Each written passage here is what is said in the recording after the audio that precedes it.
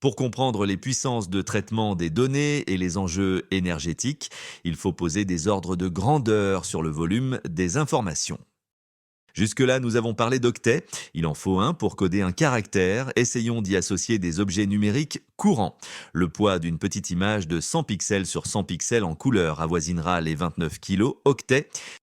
Pour une image non compressée de bonne définition, par exemple de 2048 par 1136 pixels, vous serez autour des 9 mégaoctets. Une minute de musique en haute fidélité prendra environ 10 mégaoctets et une minute de vidéo 4K en pèsera environ 375. Là encore, la vidéo est plus complexe. D'autres paramètres entrent en jeu comme notamment le débit.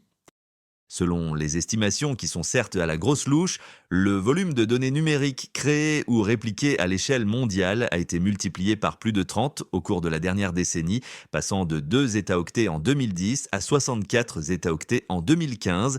Il devrait dépasser les 180 zétaoctets d'ici peu.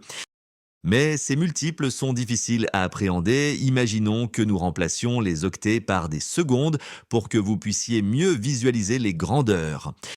Une mégaseconde correspond à 12 jours, une gigaseconde à 32 ans, une téraseconde correspond à 33 000 ans, soit l'époque des premières fréquentations de la grotte Cosquer. En reculant de 2 pétasecondes, on rejoint les derniers dinosaures. Une hexaseconde représente 7 fois l'âge de la planète et une zétaseconde 2300 fois l'âge de l'univers. Je vous rappelle que le volume prévisionnel évoqué est de 180 zétaoctets.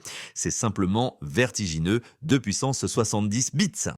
La prochaine étape est le iota 2 puissance 80. Avec une iota seconde, on obtient 2,3 millions de fois l'âge de l'univers. Il va falloir songer à reconsidérer le big de Big Data. L'adjectif commence à être un peu léger.